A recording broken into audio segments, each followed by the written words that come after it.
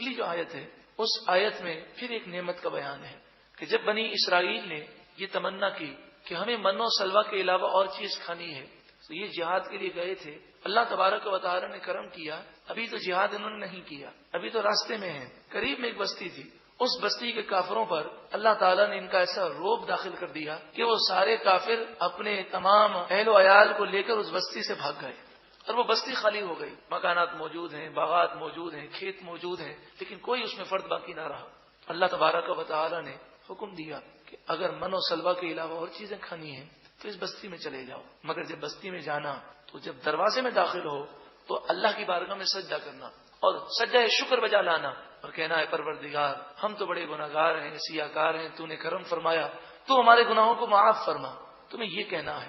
لیکن اس نعمت پر بھی انہوں نے ناشکری کی, اس کا بیان ہے وَإِذْ, اور یاد کرو جب قلنا, ہم نے فرمایا ادخلوا, تم داخل ہو جاؤ, هذه القرية, اس بستی میں, فکلوا, پس کھاؤ, منہا, اس بستی سے, حیث شئتم, جہاں سے تم چاہو, شئتم, تم چاہو, رغدن, بلا روک ٹوک, اس بستی میں تمہیں کوئی روکنے والا نہیں. وادخلوا الباب, دروازے میں داخل ہو, سجدا, سجدہ کرتے ہوئے داخل ہو, سجدہ کرنا ہے. وقولوا, اور تم کہو, حطۃ, اے اللہ تو ہمیں معاف فرما.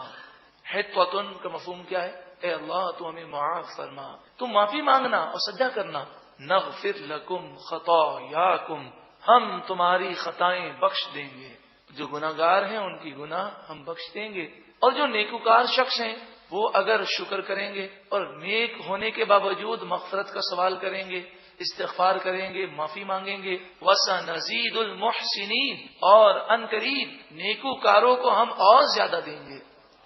اس آیت سے مفسرین فرماتے ہیں معلوم ہوا کہ گناہگار اگر مغفرت کا سوال کرے تو گناہ بخش دیے جاتے ہیں, اور نیکوکار اگر مغفرت کا سوال کرے تو اس کے درجات میں بلندی ہو جاتی ہے, اس کی نعمتوں میں مزید اضافہ ہو جاتا ہے. نبی کریم صلی اللہ علیہ وآلہ وسلم تو نیکوکاروں کے سردار ہیں, تمام نبیوں اور رسولوں کے سردار ہیں. آپ سے تو گناہ ہو ہی نہیں سکتے, معصوم ہیں, لیکن آپ فرماتے ہیں میں دن میں 100 مرتبہ اپنے رب سے معافی مانگتا ہوں, توبہ کرتا ہوں, استغفار کرتا ہوں.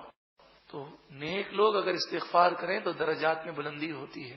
فرمایا یہ سب کہا گیا, لیکن ان لوگوں نے اس بات کو بدل دیا, اور کیا کیا انہوں نے؟ رونے کے بجائے زور زور سے ہنسنے لگے, اور سجدہ کرنے کے بجائے شرین کو زمین پر گھسیٹتے ہوئے دروازے سے داخل ہوئے. اور حطہ, اس کے معنی ہے تو معاف فرما. انہوں نے حطہ کو ہنطہ کر دیا. ہنطہ کے معنی گندم کا دانہ, تو ہنطہ گندم کا دانہ, گندم کا دانہ, مطلب یہ کہتے ہوئے گھسے کہ اب ہمیں گندم کھانے کو ملے گا. اس طرح انہوں نے شریعت کا مذاق اڑایا. جب